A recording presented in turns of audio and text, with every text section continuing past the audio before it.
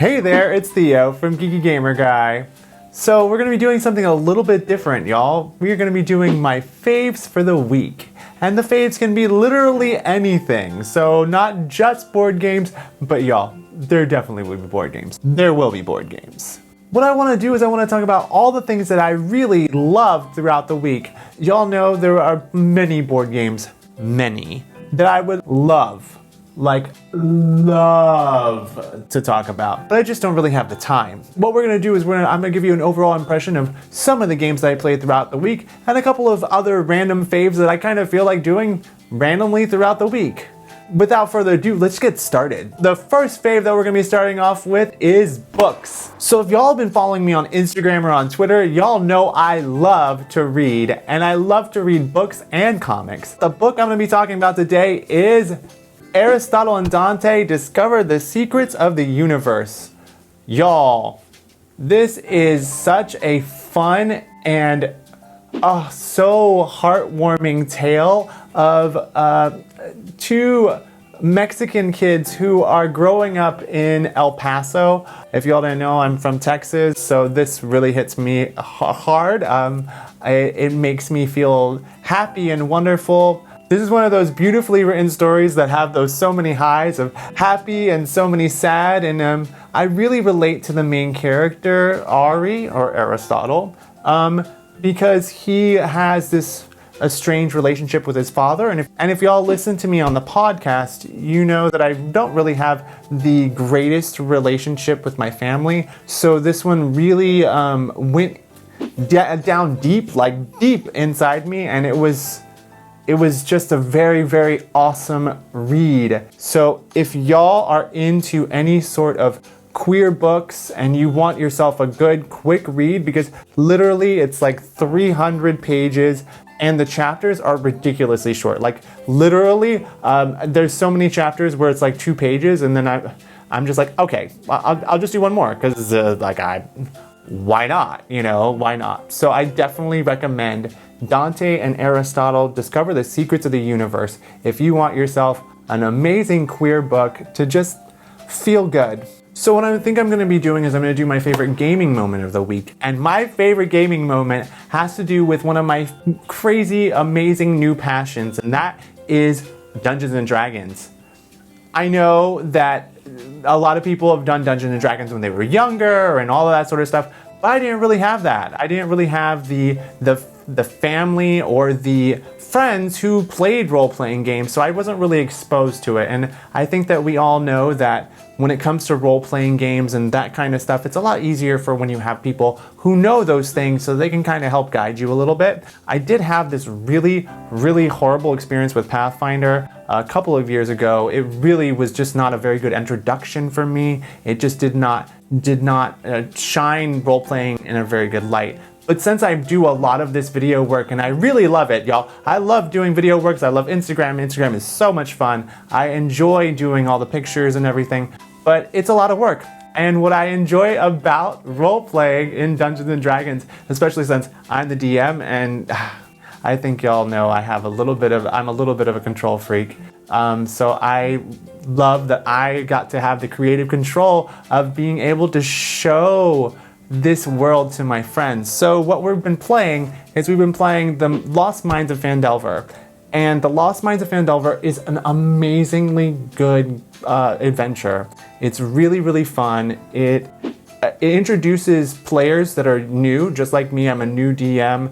The friends that I'm playing with are new players. It's showing off this smorgasbord of what you can actually do in a role-playing game, which, just so you know, side note, you can do anything. And that's what I love the most about Dungeons and Dragons and role-playing games in general. You literally can do anything you want and just say, hey, you know what? You want to do that? Roll for it. So my favorite moment of this was we were in part 2, and the characters, all of my friends had to get into a hideout. And normally you kind of fight your way in.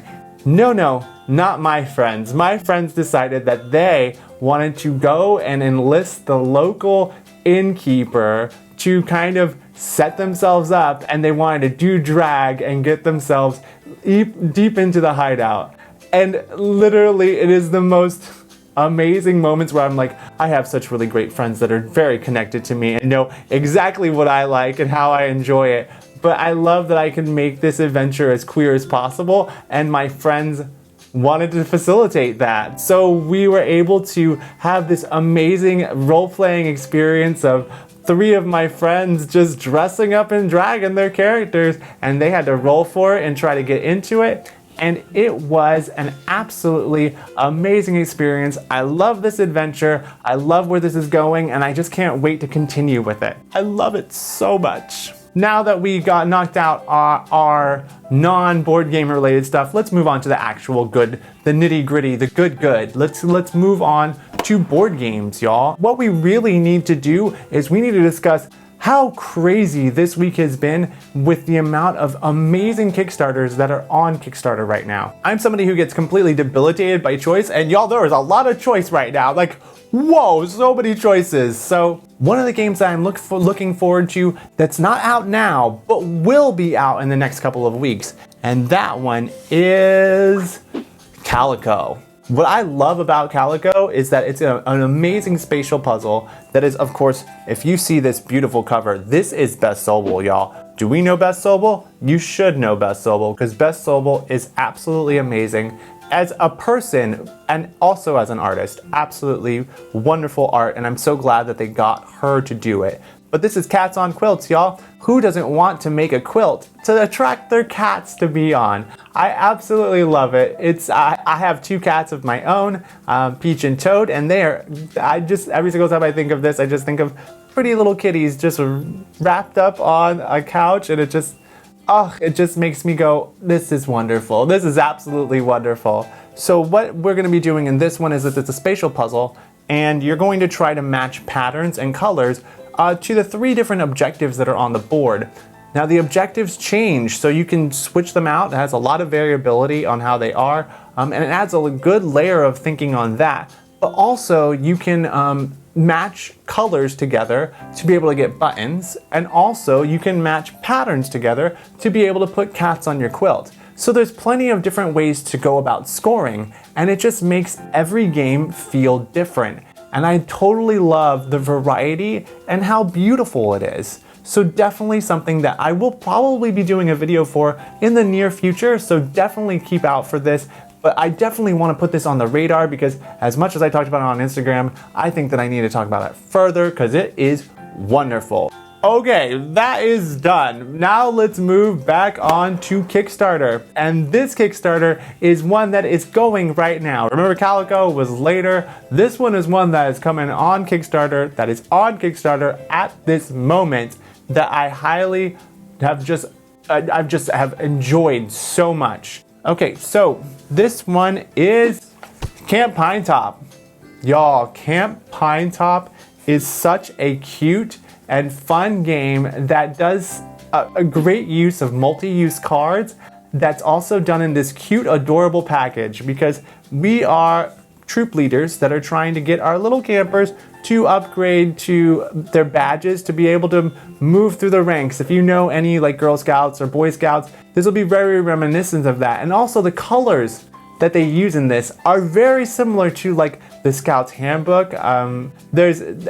People might not know, but I was actually a Boy Scout for a good amount of my childhood, which is very funny. But also I was a Boy Scout, so it did give me that nostalgic vibes of being a Boy Scout, which was really, really cute. And the art is really nice, and also the mechanics are very interesting. Since it is multi-use cards, you're going to be using cards from your hand to be able to place campers, also to score badges, and the badges are basically how you move through the ranks, just like a scout, like a Cub Scout. You know, you need a certain amount of badges to be able to jump up to a certain rank, and literally the person that makes it to Badger at the very end is the winner.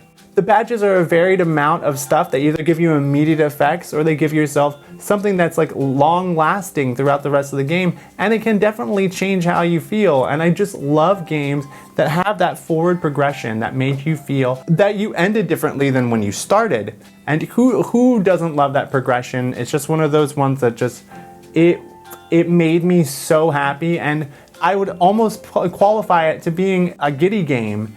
And I think one of these things I'm probably going to talk about my giddy games, because I don't think people understand that there are games that I love to play, that I enjoy playing, but they're not something that makes me giddy. They make me just absolutely happy without any question. If somebody wants to play them, I'm like, yes, let's play them. This one goes along those giddy games. So I highly recommend that if y'all want to try yourself a nice 1 to 4 player game that is so enjoyable and fun, that also plays rather quickly, because my sweet spot is between 30 and 90 minutes.